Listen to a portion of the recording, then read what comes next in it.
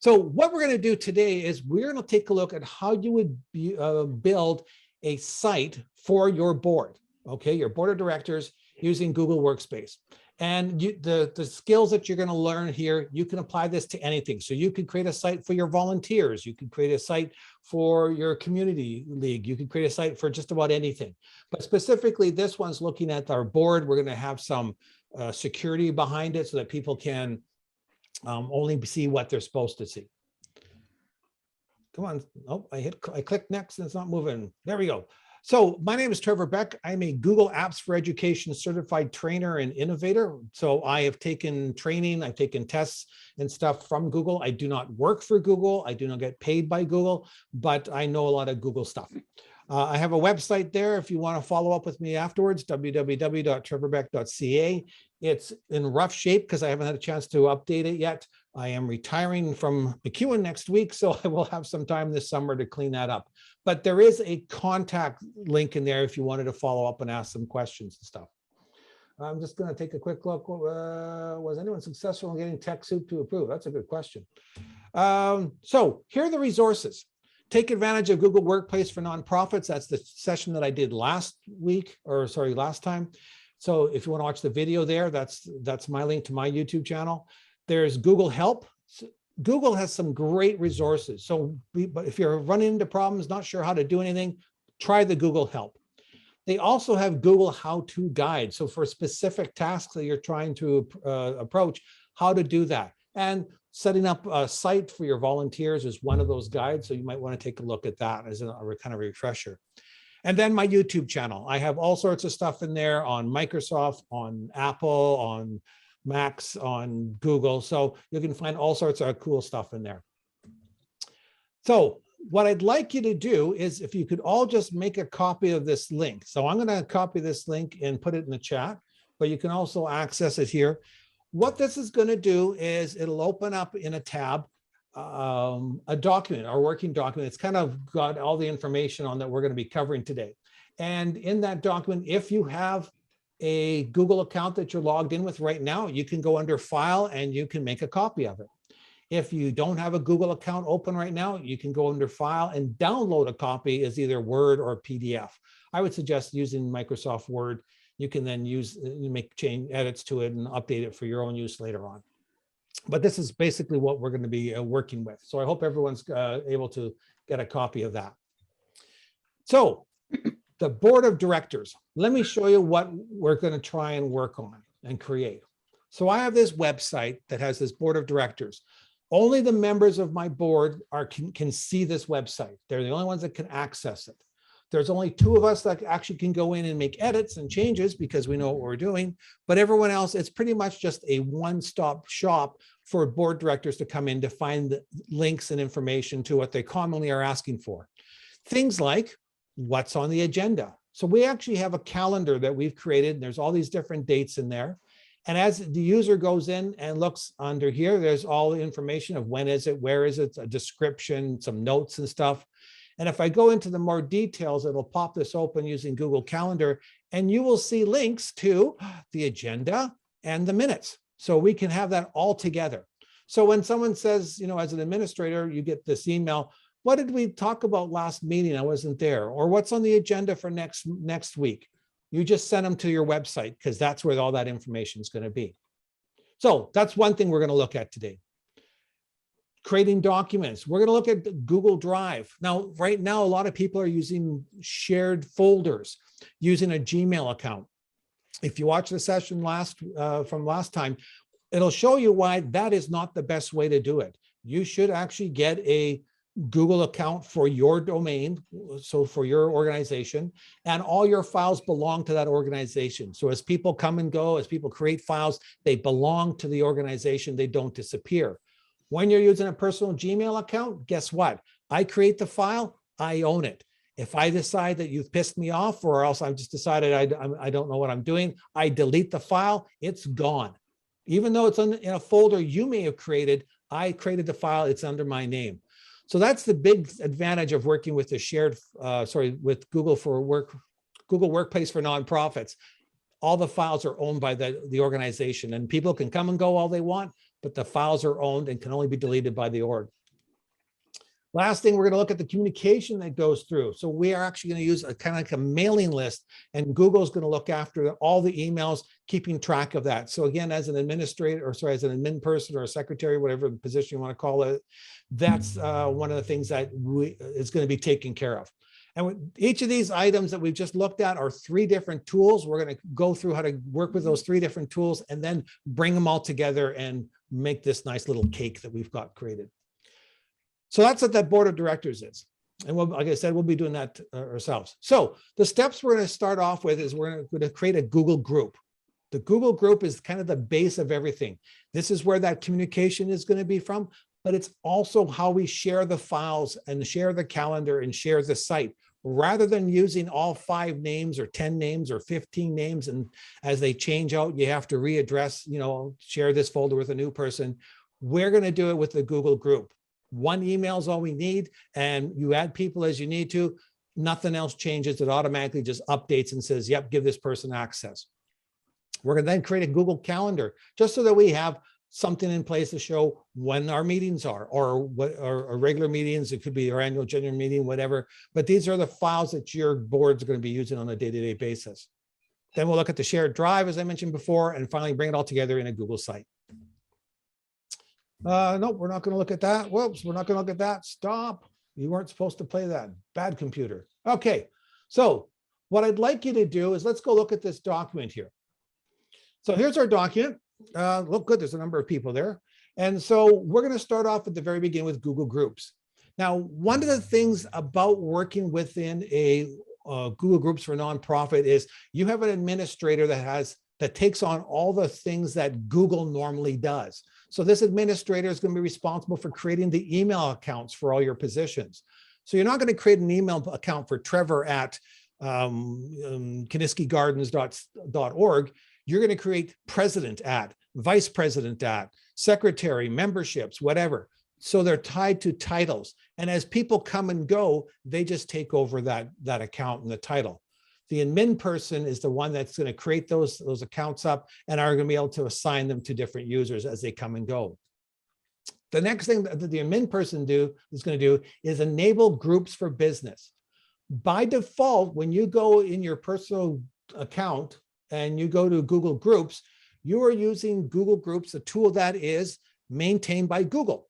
So if I create a group called Kiniski Gardens or Kiniski Gardens Board, let's say, and I leave, and then someone else comes along and goes, oh, well, Trevor's gone. I don't know to have the password from him. I'll just try and contact Google to get access.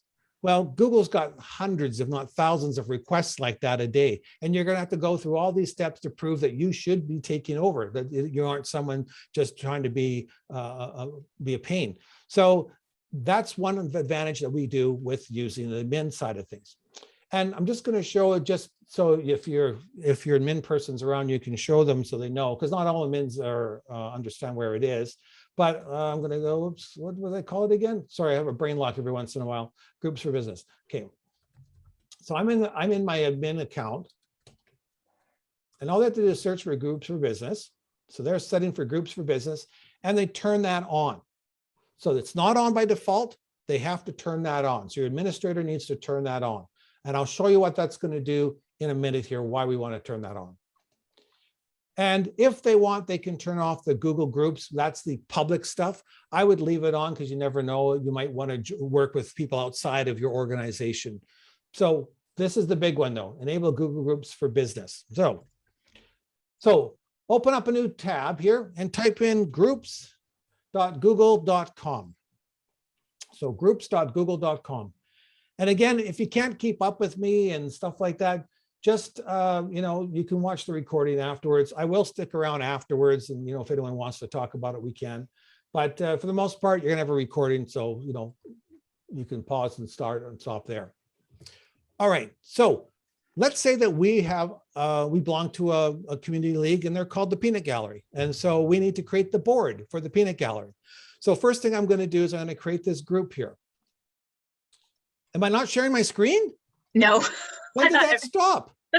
Oh, sorry, Trevor. I thought that you wanted us all to just be on this shared doc. Yes. Could you share your screen? I thought I was. It says I'm sharing. Hang on, I'll turn it off again. Thanks for that, Nicole. Why didn't someone say something like 5 minutes ago? Oh, now I have to go. So Think you we were didn't even see, you didn't see this part here. We were following along through the link Oh, on your, okay. yeah.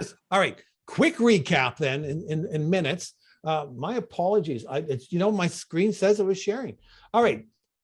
So here's the Panda website, just as an example. There's the website only available to members. There is going to be the calendar of the board of directors.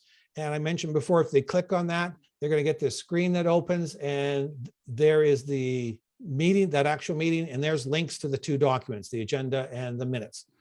I'm going to close that. Then the second part we're going to look at is creating a shared drive, and that's going to be embedded here on this piece here. And then finally, we got the email archive, which is what we're kind of working on right now. Okay, so let's try that again. Thank you for someone, but please don't be afraid to come off mute and say, Trevor, you dummy. It's not, I don't understand what you're talking about. All right, so let's start again. Very bottom there is the groups. So Peanut Gallery, I'm going to create a new group here, and I'm going to call it just Peanut and then board, because it's the board of directors for the Peanut Gallery. Now down here is the email, so I can give it whatever name I want. So I'm just going to call it, we'll call it Peanut Gallery Board, Peanut Gallery Board, just to give it a proper name. It's given me an email address and that builds from there. I don't have to use that. I can actually just go Peanut Board. I like that better, nice and short. But take a look here. This is the important part. So right now we're in my training site that I have, and my domain is called gtrainerdemo.trevorbeck.ca. So that's like your community league website. When I create this, it's going to be created under me and under my group. If I don't have this turned on, I'm going to see googlegroups.com instead. If I create it with @googlegroups.com, that means Google is now the administrator. They're the only ones that can reset it. They're the only ones that could go in and add a new user to it and stuff like that. So that's why we want to make sure with Google Workplace for nonprofits, when we have access to that, this is one of the advantages, is that we are in control. So I'm going to select this here. I can put a description what it is, but it's pretty straightforward. I'm going to hit next. Now, it's going to go through and give you some stats. I'm not going to sit here and go through each of the individual ones, because I mean, hey, you guys can read just as easy as I can. But there is that help, those help links, and they will go through and talk some of the stuff. And I do want to go through and talk about some of the big stuff here is who can search for the group. So when it says entire organization, it means your community league, and you may only have 10 people using it. So is it okay if it's available to everyone? Sure, it doesn't matter. It only means they can see it, doesn't mean they can access it. Who can join? Well, we're going to change this, because let's say that I create board members, but maybe I do create an account for Trevor or for whatever else. And so I have these other accounts there. I don't want them to be able to just join and willy-nilly. We're going to set this to only invited users. So someone with an admin level can do that. Who can view conversations? Well, this could be very private, so we only want the group members. Who can post? Only the group members. Who can view other members? Only the group members is good. I can now add group members. So this is where you would add president at or vice president at or whatever. In my case, I'm going to add Barney. Whoops, I'm going to add Barney. So Barney Rubble is going to be a member of my group. He's not a manager. I can put a message in there, but I don't really worry about it. And then I'm going to create this group. So it's creating my group right now. And there's telling me there's a Peanut Gallery board, and there's 2 members right now, and I can go to the group. And you can see it here. If I go to groups.google.com, there's the list there. So I'm going to go to this group. And there's some settings in here. So I'm just going to kind of go down these really quickly here. We'll go to members here. So there's all the members of the group. You can add new members. You can go into here and remove members. You can do all sorts of stuff. I belong to, there's a bunch of Google trainers. There's about 4,000 or 5,000 of us now worldwide that have a Google group like this. And so in the past, I've worked with the guys, and I've been a manager to go in and maintain adding people, removing, blocking, that kind of stuff. So that's something you could do, is you could create a group for your volunteers. Hey, not a problem. put all their emails in there, and it's just like a mailing list, right? That's the important thing. We'll talk more about that in a second. I'm going to skip through the rest of this stuff. Our about there just gives us some information, who can see it and stuff like that. Then we'll go to group settings, because this is the important part. So this is kind of a repeat of what was there before. The big things that I want to just kind of focus on: do you allow external members? Well, ideally, if you're using this for your board and you have these different positions created already, then no, you don't need it to be available outside. But if you do create a volunteer group, then yes, it needs to be available outside. And then you're going to take a look at these same kind of things. Who can view conversations, who can post, who can view members. Viewing members, maybe I don't want everyone to see everyone else. That's a FOIP issue, right? So I would say only the group managers can see everyone's email and stuff like that. You can go through, there's some more stuff, either display the name or the organization. That's not a big deal. This is the other one I always play with. Allow email posting or allow web posting. So remember, the way a mailing list works is I have this email, which we saw before, which was peanut gallery at trevorbeck.ca. Anytime I email that email, anytime I send an email to that address, it's going to Google first. Google says, okay, I'm going to take this message. I'm going to keep a copy of it. Then I'm going to look at all the members of this group and send the email out to them. When someone replies, it comes back to Google. Google says, okay, great. I got this information and it's tied to this message here. I'm now going to take that and send it all out to the members of the group. The question is, do you want to allow email posting? And what that means is, can I post from my email? And depends where you come from, right? On my group of 5,000, we say no, we do not do email posting, because the problem is people hit reply. When they hit reply, you know how you've got the quote from the previous message there, and you know how it's like 15 deep sometimes? Well, that gets posted. So that just becomes just a huge pain when you've got 3,000 to 5,000 people posting and there's a string 20 of these things long. So we basically turned that off and said, no, if you want to reply, you have to come to the website here, Google, groups.google.com, and post through the website. Conversation history, if it's not turned on, make sure you turn it on. It's just that thing where you've got the first email and then indented are all the subsequent replies and conversations afterwards. Works really easy. So those are the big things that I really want to point out with these emails. So I'm going to go back to my group here, and there's my peanut gallery. So I'm going to start a conversation from here. And basically my subject is going to be, for the peanut gallery, what to play at the party. And then I'm going to put a message here. Hey, what should we play? I'm not going to type it all out. It's just easier to do this. And then I'm going to post that message. So what happens now is the message now gets posted to Google right here at the board. It's then sent out to everyone else. So it's going to be sent out to Barney and whoever else is the member. Barney can reply and it'll come back into here. So let me just show you what that looks like over here on my Panda Fox, which is the same thing. So I'm just going to open up this group. Whoops, come on, try again. So there it is. You can see Fred had bingo fundraiser as the first thing. And there were 14 different 14 messages in that whole conversation. So Fred was the initial message, Barney replied, then Trevor replied, then Fred replied again. Comes to Google first, everyone gets emails. The beauty of this is that this is searchable. So anytime someone goes, oh, you know what?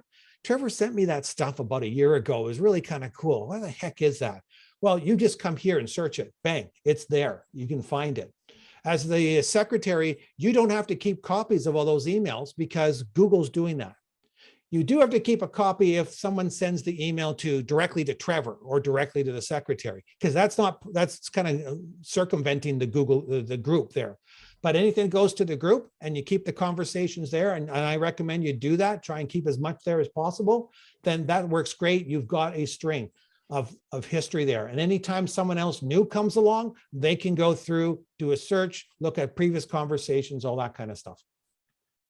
Okay, and I'm just going to check here. Any questions on any of that? I'm trying to find, where's my, Where's my chat window? Come back. No questions on that, Okay. Trevor, but there was a little bit of chatter just around the email address name, some good points made. So maybe just take a quick read of that.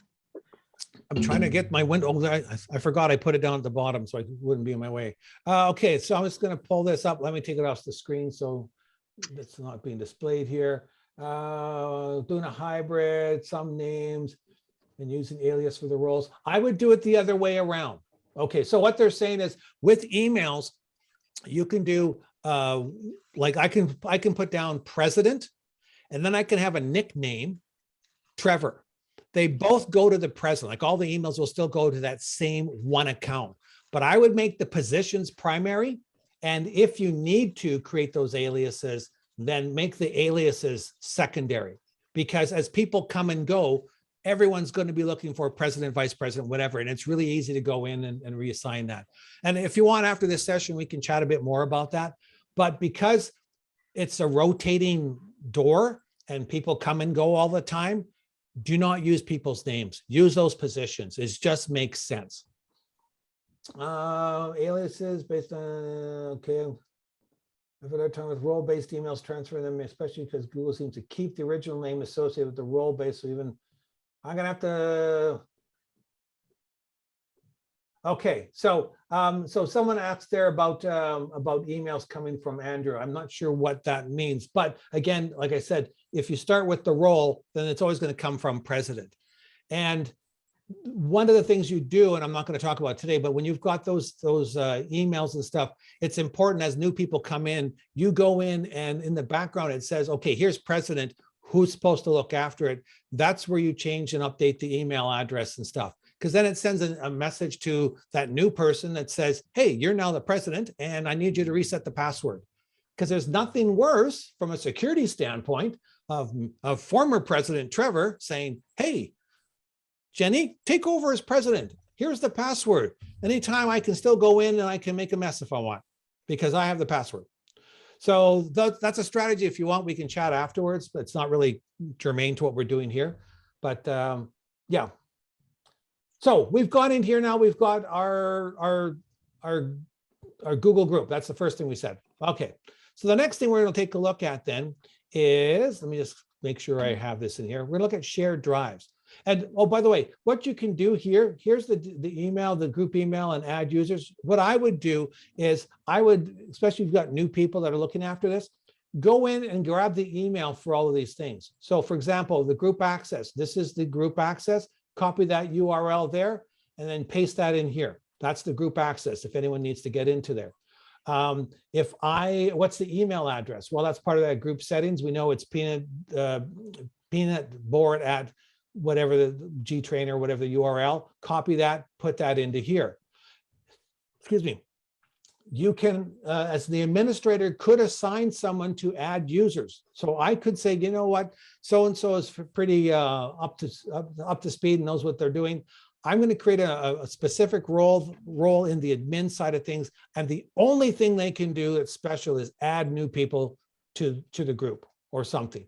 So I would go in and under members here, I would grab that URL and paste it in there. And remember, you'd see here, I'm an owner and Barney's a member, but I can change him to owner right away. Then he can go in at any point in time and add new users if you need to. So that's what I would do, is just have that all somewhere so that you can refer to it. And if, as new people come and go, you've got all that data together. Okay, we don't share passwords. Oh, good to hear, Nicole. I've so many people, it's like, oh, we have to, I'll pass it on. Shared drives. So I'm going to go back to my Google Groups, or it could be from anywhere, but up in the top right-hand corner, you'll see what they call the app launcher, or some of us, we call it the waffle. If you click on that, we're going to go into Drive. You could also just type in drive.google.com. That does the same thing. So I'm still logged in on my account. You can see there, it's my training account I'm with here. We're not going to do folders. We're going to do shared drives. And in this session today, we're not going to talk about how do I reassign ownership and stuff like that. That's a whole conversation on its own. But we're going to talk about, there's a shared drive we're going to create. So I go to shared drive, I'm going to create this new shared drive, and it's going to call it the peanut gallery. Whoops. Oh, I think I skipped a section, didn't I? I'm going to create this anyways. Let me just go back. Oh no, okay, we're going to do it that order. So I've gone and I've created this shared drive, not a shared folder, a shared drive. I'm going to go into here and I'm going to create a new folder. And in it, I'm going to call this board web assets. So basically, this is the Board of Governors shared drive, but there's a folder here that I want all the member of the boards to have access to. Okay, I don't want them to have access to everything in here, and I'll show you why in a minute. But I just want to create this board here, and that's in that board assets. That's where, when I open this up, I'm going to create all the folders and stuff. So I'm going to have my agendas and minutes. So there's a folder there, and I can put all my stuff in there. I'm going to have my policies. And there was something else I was going to have in there, and I can't remember off the hand. So we'll just stick with that for now. But all the folders you want people to have access is going to be inside this board web assets. So I'm just going to go back a level. Watch this. I want all those board members. Let's say there's 20 of them. Let's say there's 30 of them. I want them all to have access to this. Now, if I go right click, I can share. And typically what will happen is someone will go in here and start adding each name of those 30 people. So now you've got 30 names individually. The problem is that what happens when Bob leaves? Now you have to take Bob out or do it. Ideally, that shouldn't happen because you're using president, vice president, and all that, and they should stick there and it shouldn't change. But sometimes it does. But watch this. I'm going to go and it says add people and groups. We just created a group. What's that group called? It was called the Peanut Board right there. So the Peanut Gallery board. So I'm just going to say, go ahead and I'm going to notify them. Let's talk briefly about rights and access. I want everyone to have access and be able to view all the files that are in that folder.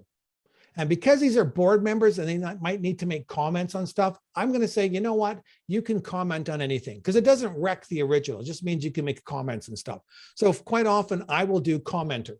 So that means any file that I create, excuse me,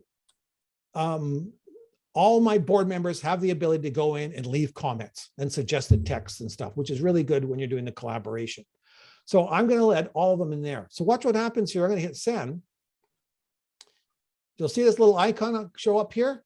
This now means that that board member, all the members of that board have access to that. Now, remember we had Barney as part of the member there. So I'm just going to pull up Barney here real quickly. And I'm going to go into Google Drive. I'm just going to do. Oh, and you can see there's the first email I sent because Barney's part of that email. Let's go into Drive, drive.google.com.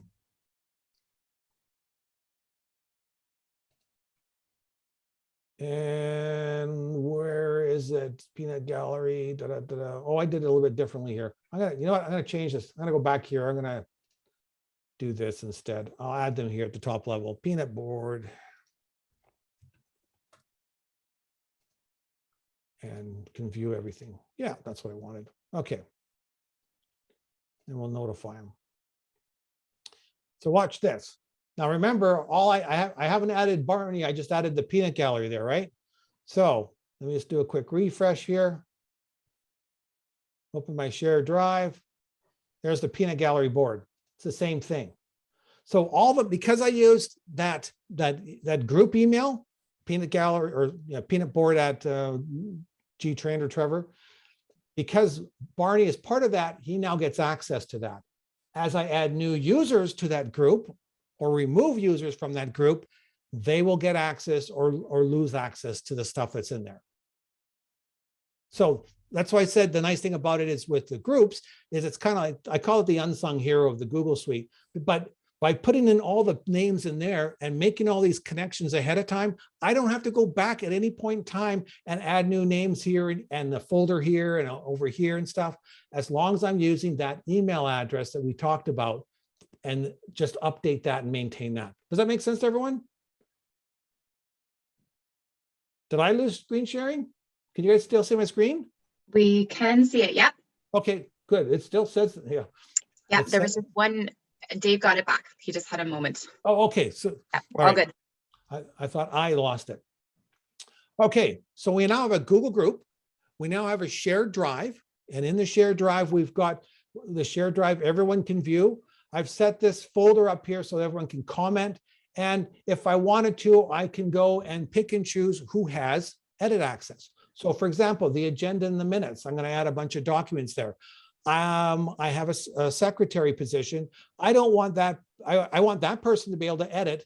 I don't need anyone else to edit, right? So in here, I can add that exception to the rule, because my rule right now is everyone can comment. But I'm going to say, okay, you know what? I've got this other person in here. So Barney's part of the group, and Barney can actually go in and become a contributor, which means that they can make files. So you see how I'm building this, where we start at the very basic of the general rule. And then as we build stuff in different folders, we have exceptions to the rule. So editing exceptions and all that kind of stuff. Does that make sense to everyone? I see Jenny. So, I mean, I'll assume there's a thumbs up. And Okay. remember, feel free to jump into the chat or unmute at any time. And let me just go back over to here and talk about managing rights and stuff. So right now at the top level here, I've made them a viewer. And I said that I can do commenter. Oh, this is new. Okay, I like this. This is new. So I made them a commenter. So that means that they can make comments in the spreadsheets, in the Word documents, whatever. I can also make some people contributors. So a contributor can go in, they can add files, they can edit files, they can rename files, they cannot delete files, they cannot move files. So if you have someone who's very organized, they might go through and get the agenda folder and stuff like that. You as a regular board member, you only need the contributor mode. You do not need to be able to move files and delete files. You don't need to give your whole board that, because quite frankly, half of them probably aren't comfortable with using these tools. And I've seen so many people delete files on everyone. So you're better off to say, okay, what role do you need to do your work? For most people, it's to edit files and to add new files. That's it. So, okay, I would give that role to most people, depending on what folder I'm in and stuff.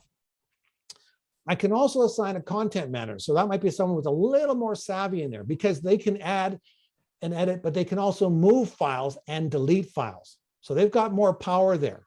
So again, you're not going to necessarily give that to someone that's not comfortable yet. You could start them off here, then move them onto there. And then finally, the manager is someone that really knows what they're doing, because they are going to be able to manage all the content, all the people. So they can actually add new users and stuff, and then change the settings, or even delete that shared drive and all the files in it. All right. So there's more information down here that talks to you about what those roles are and how they act. Really suggest that you take a look at that, think about it. Only give access to the level of what they actually need. I've had so many people come to me and say, oh, I need to be a manager. Why? Well, because I'm a manager. Yeah, but you don't know what you're doing. So you know what? You don't get manager access. And I've done that at my job. So it just protects your data. It just protects everything and everyone else. So that's the sharing access when working with a shared drive. Just as a quick FYI, if someone does delete something, it goes into this trash. This trash is here for 30 days and then it gets deleted. So if someone accidentally deletes something, there's a 30-day grace period for anybody on the team that's got edit access and can move files to go there and recover that file. So that's another reason why I like using the shared drives. It doesn't actually delete it and it's gone. All right, so let me just double check our notes here. So we did a shared drive, we created. We did the web app, so we just talked about review, we talked about deletion, we added a group, and we created folders and mentioned how you can edit access as needed. Okay, good. So that's the second item. Next thing we're going to do is look at calendars. Calendars, again, we can go into our settings in the waffle or type in calendar.google.com, is all the same thing. I'm just going to pop over here because I had it set up and open already, and I'm going to close this here. So right now, when we look at these things, it will not look like this. You will have the name, it'll say president or vice president, whatever the name of the account is. But if you start adding stuff in there, that's intended for the president. The president might be doing meetings and stuff that have nothing to do with the board. So it's important to keep those separate. That's the president, that's his or hers calendar. So we're going to create an additional calendar specifically for the board and all of their activities as a group. Trevor, I'm just going to draw your attention. Just there's a quick question I don't want you to breeze past because I think we'll move on from it. Just asking from Chantel. Can we add emails from our current system as emails? Do you want to, I don't know, can you clarify that, Chantel? I'm not understanding that. Do you want to come off mute and tell me what you mean? Well, like for instance, we have a whole bunch of emails from the 20 past years or whatever, and can we add them to this system? Oh, okay. So you're saying you might have email stored in Outlook or Gmail or something that's not part of your new domain. Is that what you mean? That's right. Yeah. Yes, you can. It's a little bit of a long process. There is an admin tool, but I've never actually used it because it's usually meant for one company migrating to another company. But there is information. It's actually kind of easy. It's not something I want to talk about right now because it's not dealing with this. But basically, if you have an app like, give me a second, Apple Mail or Outlook can't do it. Firefox has Thunderbird. Thunderbird is an email client. And what you do is I will log in with my personal email account. I will log in with my new org account. I can see the files from the other. I can actually drag from one to the other. So you can actually click and drag it and it'll copy it from your personal Gmail account over to the other account. So it does take time, but I mean, yeah, you can definitely do it. We can, and if you want, reach out afterwards or stick around afterwards and we can talk a bit more about it. It's like, it's a little more convoluted than that, but really, that's pretty much what it is. Open the two accounts in the same place, start clicking and dragging. Some good tips in the chat too from other leagues that have done it. So great question. Oh, good. I can't wait to read those afterwards. All right, calendars. So let's go in here. So we're going to create a calendar. So down at the bottom here, it says add other calendars. We're going to create a new calendar.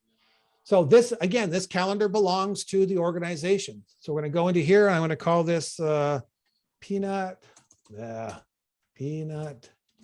Gallery Board. Set the time in there and then create the calendar. And there's my peanut gallery. I'm just going to click on that. And then here's all the settings now. So let's take a quick look through some of them. I'll make it a little bit bigger so we can all see it. Do we want to make this available to the public? No. Do we want to make this calendar available to the rest of the org? No. So we're going to turn that off. Excuse me. I'm going to need someone to help me manage this. I don't want to be the only person managing it. So I am going to add other people. So I'm going to add a couple of people. First, I'm going to add the peanut board because this is who it's for. So there's my peanut gallery board. I'm going to add them. And the only thing I'm going to let them do is see the events because it's either going to be me as the president and the secretary position. We're the only ones that are going to be adding to this. We're the only ones scheduling stuff. So everyone else just needs to see it. So the peanut gallery there is going to see it. So I'm going to click on that. And members of the peanut gallery will get a message saying, hey, you've been added to this calendar. It's available for you to see. I'm now going to add another user here. So I'm going to say Barney, who's a part of the group. He actually is going to have some more. He can make changes to events. And so he can actually schedule stuff. And I can have 3 or 4 people if I want to do that. That doesn't matter. Not going to worry about all this because this is the stuff that we are going to throw, this calendar we're going to throw onto our website. Okay. So there's a public URL, but because we've turned the public URL off up top here, remember we said we're not making it available, it's not going to work. So what we're going to do is we're going to grab this where it says get shareable link. We're going to come back to that. And that's where we're going to grab this link and put it in our website. So I've gone and created my calendar. It's pretty straightforward. And when I go back here, you'll see I now have a calendar called Peanut Gallery. Quick tip. If you're going through and you can go here. Let's say I've got a bunch of these things selected.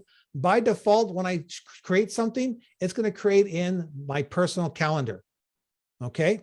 So, and you can see right there. So there's two things to do. If I click on that, I can go into here and say, no, assign it to the peanut gallery calendar. So it's one way of doing it.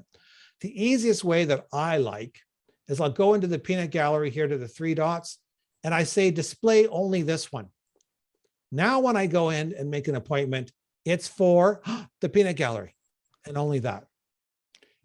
You can go through, you can add Google Meet video conferencing, which is a great tool. You should not be paying for Zoom or anything else because it's a great meeting tool to have that in there. So the link's going to be built in automatically. As we talked about before, you can go in and let's say I've got agendas created in that. I click on here, I go into my Google Drive, I find the documents for the agenda for next week. So I'll just use, do I have an agenda document? No. So I'm just going to put this one here. We're going to talk about this at the meeting. So I'm going to insert that and I'm going to put all the different files I need. Then I can go ahead and invite people in there. So actually, I'm just going to create this here real quick. So test calendar, invite, and I'm going to hit save. Does that make sense so far, everyone? We got these calendars. All right. Thumbs up. Thumbs up. Awesome. Thank you. So we now have a Google group with our emails. We now have a shared drive. We now have a calendar. Let's put it all together. So I'm going to go into my shared drive here, and I'm going to create a new file. Now notice by default, you'll see docs, sheets, slides, forms. Sometimes forms shows up, sometimes it doesn't. But there's a more down here, and there's other things you can create, drawings, maps. And what we're looking for is Google Sites. So I'm going to create a Google site here. Pretty straightforward. It comes up here. There's different themes, so you can pick different themes. You can even create your own theme and make custom font sizes and stuff. I'm just going to go and use Vision because why not? I like Vision. Actually, I'm going to use Impression. I like Impression better. All right. So those three elements, it's just a matter of inserting them now. So let's start off with the first one. The first thing is going to be the calendar, right? So let's go back to our calendar here for a second. Where to go? Calendar. There we are. So there's my peanut gallery. I'm going to go into my settings. And I'm going to get this shareable link here.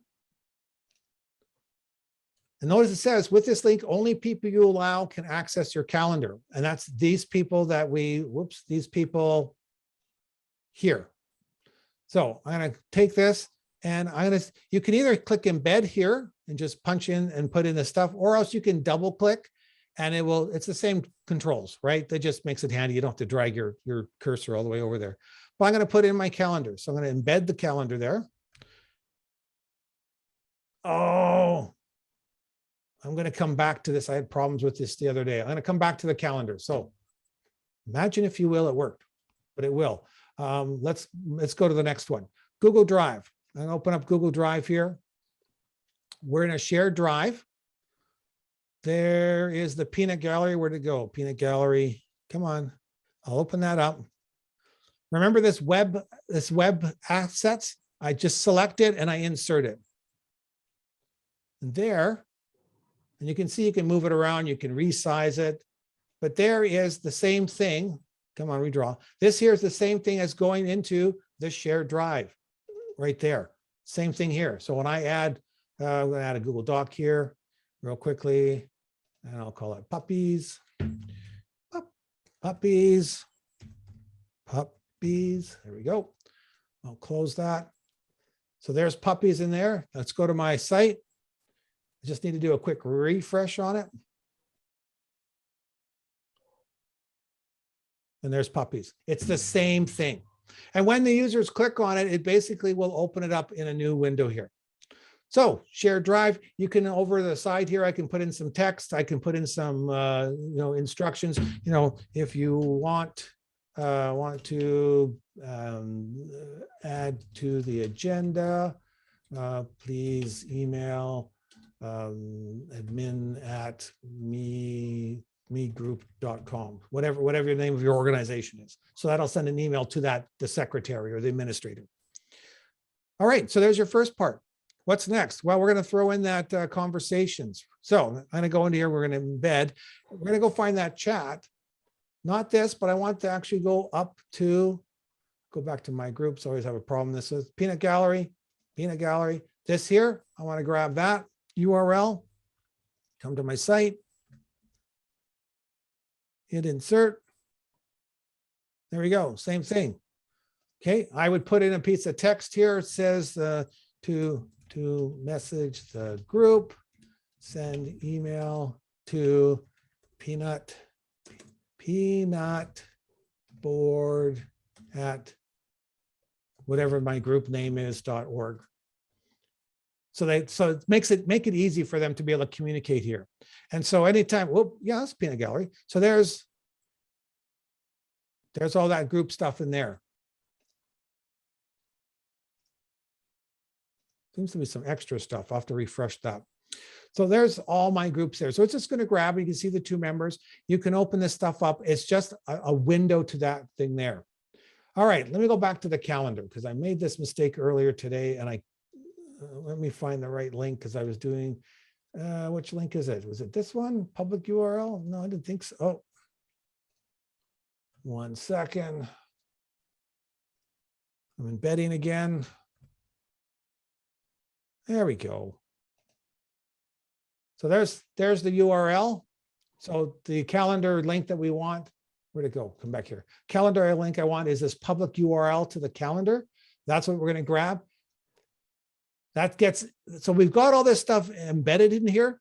Nobody can see these elements here unless they've been granted permission. And the permission is you must be part of the board. You must be a member of the board. We are also, so that's this part here. But right now we haven't changed the website itself. So imagine it's a bucket and we've got little windows to all this other data in there. Well, we need to make changes to here. So I'm just going to give this a quick name, Peanut Gallery board. You'd think I'd be able to type it easier by now. Peanut Gallery board. And we're going to look at sharing setup. So I'm going to go and look at publish. Who can view my site? Anyone at Trevor's training site. So anyone at the org. No, we don't want that. We're going to go into here and we've changed it so that the peanut, who has access? Well, some of this is becoming in because this file is stored in that shared drive. So remember we, at the shared drive level here, we said anyone that's in here has comment access. You can't comment on a website, so you get view access. So the gallery, or sorry, the members of the board can view this, but I don't want, when it's published, I want it restricted. Restricted mean only those people that have access can see it. So let's go ahead and publish this. And from the drop down here, there's my published site. So there's my URL here. So I'm just going to grab this URL. So I can see it here. Barney, who's part of this group, when I go into here, he'll be able to see it. Excellent. And I'm going to use an incognito window. This basically is a special window that's not logged in. So it's not logged into Google. It's like a fresh virgin document. And watch what happens when I try and view it, the website. It says, oh, no, you can't just come in. You have to authenticate to be in here. You know what? We have Barney here in the group, and we're going to remove Barney out of our group. So we're going to go to our members here. Barney's left. Again, we would normally talk about president, vice president. So you wouldn't manage it here. You would leave it as president, vice president, and then in the admin side of things, we would remove access. But just so you can see, I'm going to go into here and remove Barney. I'm going to remove him. Where to go? There's this, not ban. There we are. Remove. It came out with these new icons, and I always get mixed up. And now watch what happens when I refresh this page. Nope. Barney, you're not part of the group anymore, so you do not get access. That's it. That's how we take those 3 different elements, build on them, make them work together, and then put them into the Google site. The biggest important thing, of course, as I mentioned before, is that Google group. And ideally, you could build this with a Gmail, like using your Gmail account. You could do that. The problem is, like I've said before, if the president, who happens to be the owner and created this, leaves, if you don't have it backed up and someone else already marked as an owner, if you don't have a transition plan and stuff, you're going to lose access. So now you have to go back to all these different elements and rebuild them all with a different group that you have to create.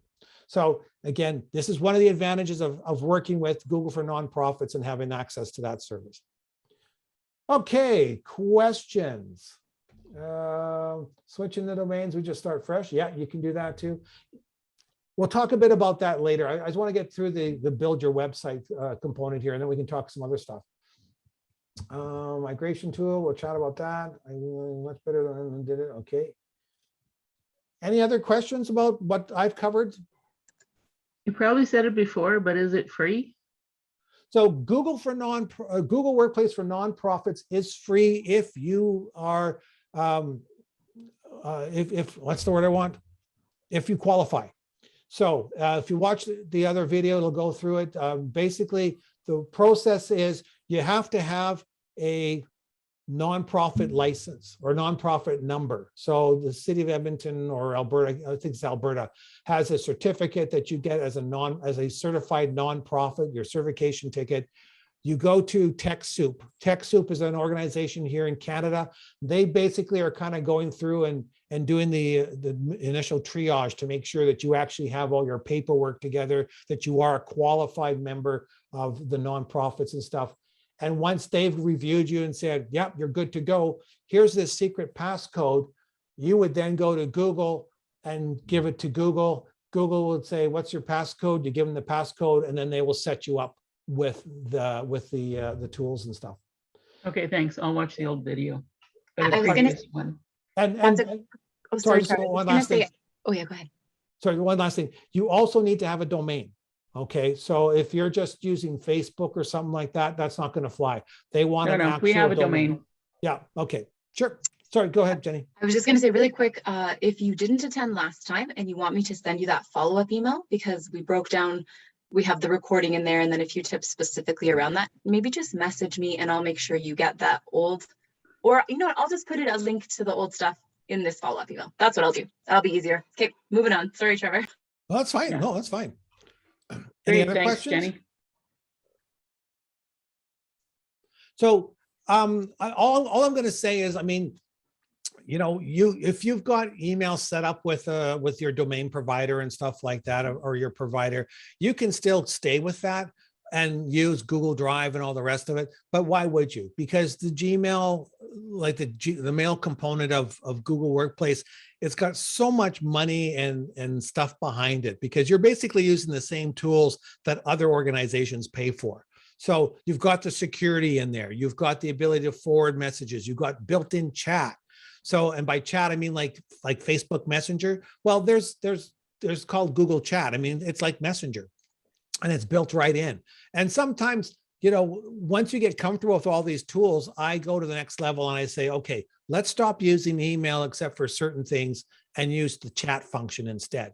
So when we were coordinating all this stuff, rather than going back and forth on email and cluttering up our email, Jenny and I were using Google Chat just because it was a lot easier. Just like, you know, using Messenger or excuse me, or you're on your phone, your message tool or whatever, but it's just a lot easier. You can add links, you can add stuff, you can do smiley faces and blah, blah, blah. So there's all sorts of great tools in there. And some of the best tools are Google Forms, because Google Forms, people fill it out, the data goes into a spreadsheet. If you haven't watched the video from last time, because I go through how you can do a volunteer request and how you can assign positions to volunteers and stuff using a spreadsheet. Spreadsheets, if you're like most of the people and you're like me, it's like, ooh, numbers, ugh, don't like it.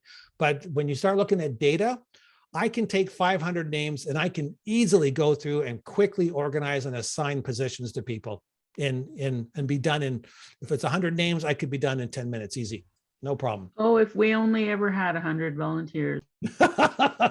Good point. Sorry, I work at McEwen. We have a few, sometimes for our open houses, we have a couple hundred. So imagine, like, you know, we have to assign those positions. So this has come in handy.